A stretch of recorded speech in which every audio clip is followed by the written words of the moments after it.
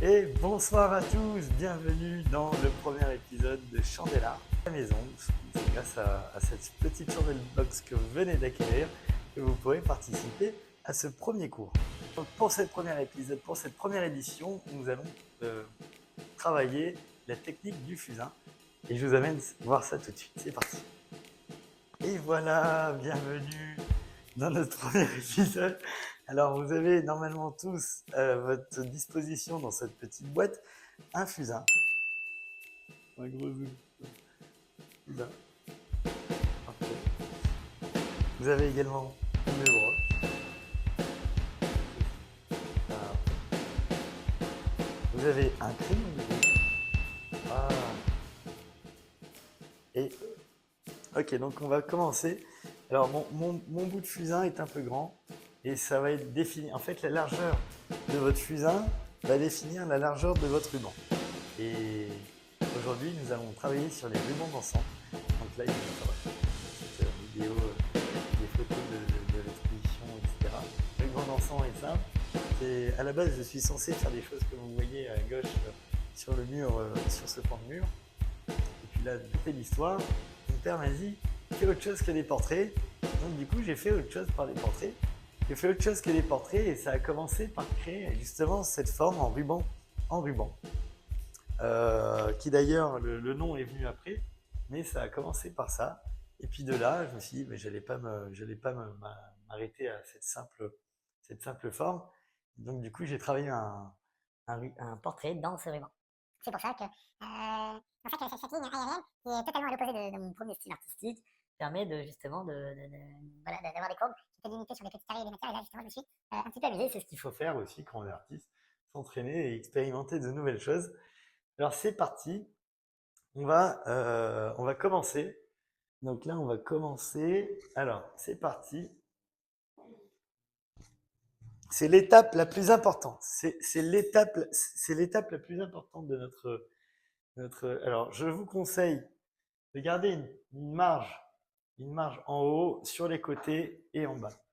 Une marge un peu plus haute en bas, puisqu'il va y avoir une sorte d'ombre qui va faire surélever et donner plus de légèreté à notre ruban. Mais voilà, essayez de garder une marge tout autour. Alors je vais le faire. Je vais faire des petits traits, mais ne le faites pas. Mais imaginez, il y a un passe-partout ici qu'on ne dessine pas dans cette zone. Alors je commence par dessiner du coup mon petit ruban. Je ne vais pas avoir un ruban trop large puisque j'ai des espaces à respecter. Et ici, au centre, je sais que je vais avoir mon portrait qui va être quelque part ici. Donc il faut penser à garder une zone ici très importante. C'est parti.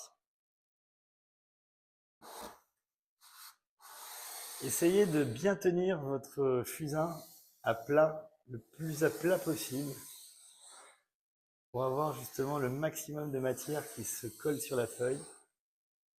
Puis là, voilà, on va partir sur une petite touche, comme ça, voilà. Voilà. J'ai mis ma masse ici, en tout cas, ça a fonctionné. Si je veux lui donner un peu plus de légèreté, hop, on va faire une petite virgule comme ceci. Et puis là, c'est bon, c'est parti. Je peux utiliser donc mon deuxième outil, qui va être notre effaceur, notre estompeur. Est-ce que je dois me mettre plus ici ou de l'autre côté? Dis-moi. C'est plus comme ça. Ok, ok. On va se mettre là. Alors, ici, c'est ma petite zone. Donc là j'ai mon ruban et j'ai envie d'avoir justement mon œil ici. Voilà, je vois quelque chose qui apparaît ici. Donc, je vais commencer par faire l'œil et n'utiliser que cette partie-là du ruban finalement pour, voilà.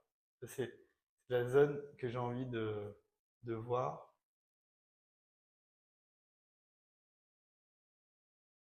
Et là, voilà, c'est là que je vais commencer à concevoir. Donc là, je voyais, j'ai mis un œil. Alors pour faire l'œil, eh bien, c'est très simple.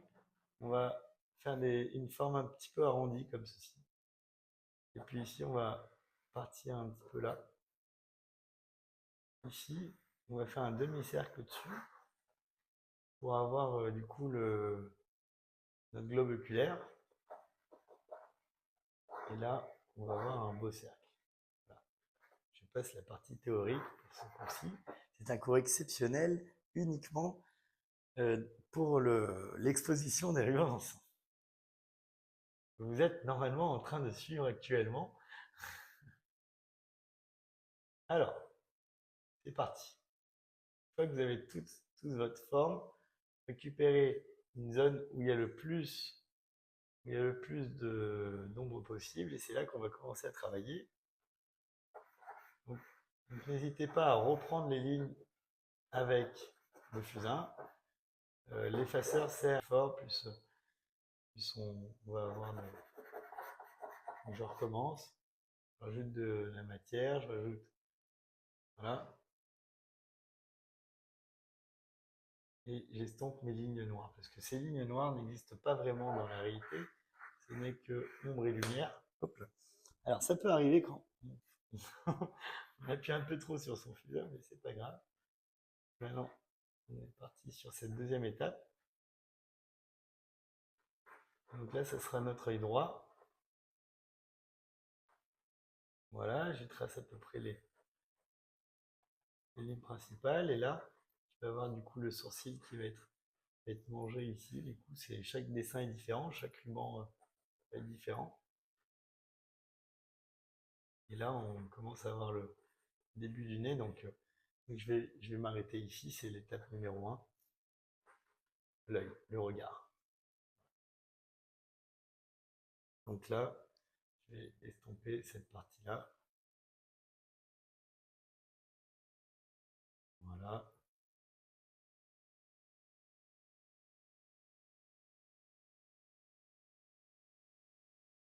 Voilà, c'est parti. Maintenant, on va prendre la gomme. Et on va venir donner... alors, j'ai une gomme ici. Vous avez la gomme mie-de-pain. Mais ça marche aussi.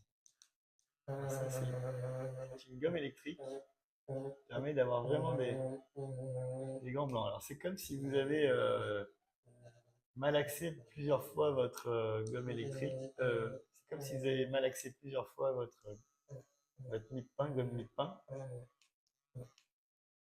Et là, ça se fait automatiquement. Donc, on jongle toujours entre voilà, les lumières. On met comme ça un peu 2 secondes.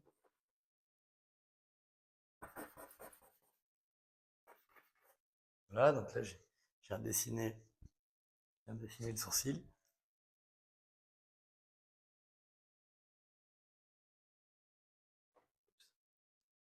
Ça. Donc là,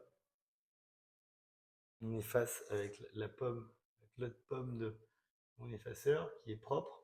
Je peux du coup estomper un petit peu, lui donner un peu plus de clarté.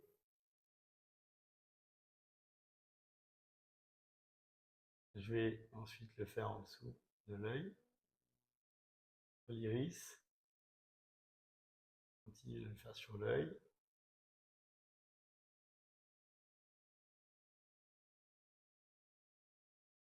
Je balance quelques cils aussi également. Et là, on peut reprendre notre œil. Voilà. Alors pour la touche finale, on va utiliser la gomme électrique ou une petite gomme mie-de-pain et on va faire 2 petits points au-dessus, à droite, à notre droite ici, et à la gauche.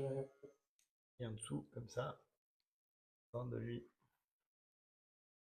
donner un peu de matière. Ok, voilà, c'est bon, nous avons bien avancé. Et là, on peut continuer notre sourcil. Voilà, on est pas mal. Et on n'est pas loin d'avoir terminé. Qu'est-ce que vous en pensez? J'espère que j'ai pas été trop rapide. J'ai pas été en question théorique, mais si vous avez suivi, vous allez en théorie pouvoir récupérer. Alors, si je fais le deuxième œil se situerait. Donc, du coup, il y a un œil d'espace entre chaque œil. Donc, pour avoir le deuxième œil, c'est facile. Il faut commencer ici. Donc, du coup, ça, c'était l'espace de mon œil. Et hop, il va arriver ici. Une petite astuce. Hop, là, je fais le deuxième œil.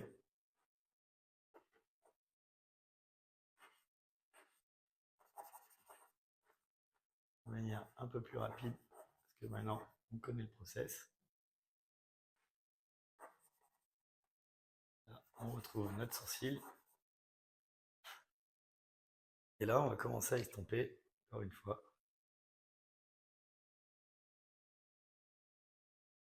Pour éviter d'avoir ces lignes noires qui n'existent pas dans la réalité.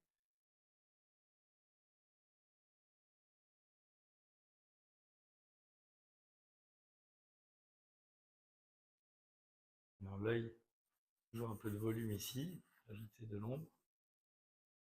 On repasse les lignes importantes, celles du dessus, ici également. Et là c'est bon. Je vais effacer un petit peu, histoire d'avoir un peu de...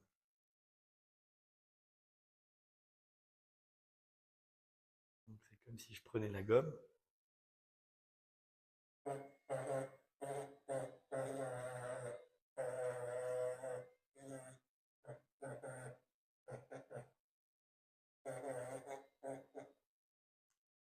Et voilà. Donc pareil, de la même manière, un petit point à droite et à gauche de l'iris. On va faire les cils.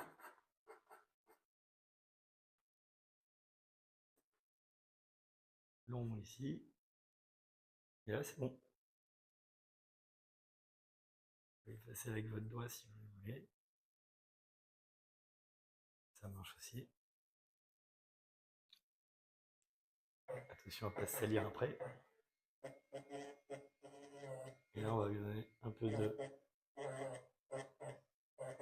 de lumière en mettant un peu plus de lumière dans l'œil et en rajoutant des contrastes sur les cils. Et voilà, nous avons terminé avec notre ruban d'encens. Alors, pour terminer, on va prendre le crayon rouge. Donc, notre crayon rouge qui est ici.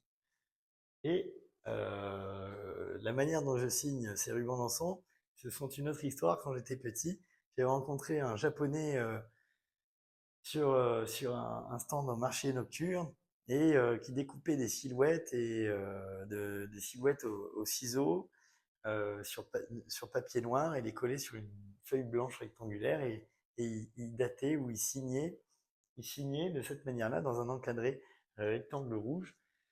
Et moi, je me suis inspiré de cette signature-là pour mettre la date. Donc aujourd'hui, on est le 29 septembre 2025, à l'aube de l'exposition des rubans d'encens.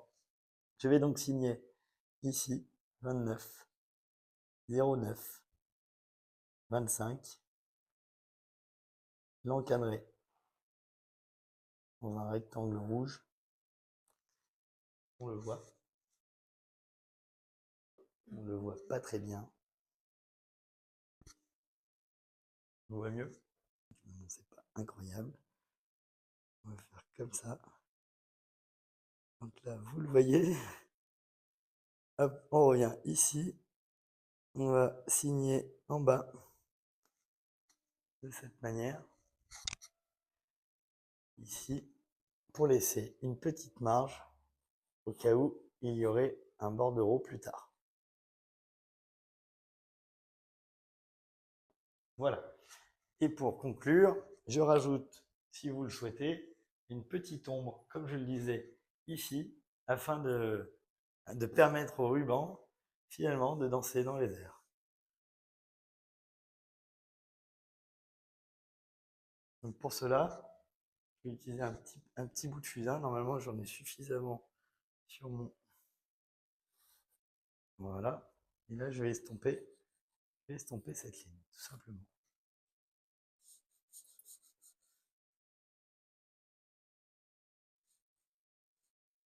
Et là, j'ai donné l'impression à mon ruban de voler ou d'être en suspension dans les airs. Le temps d'un petit instant.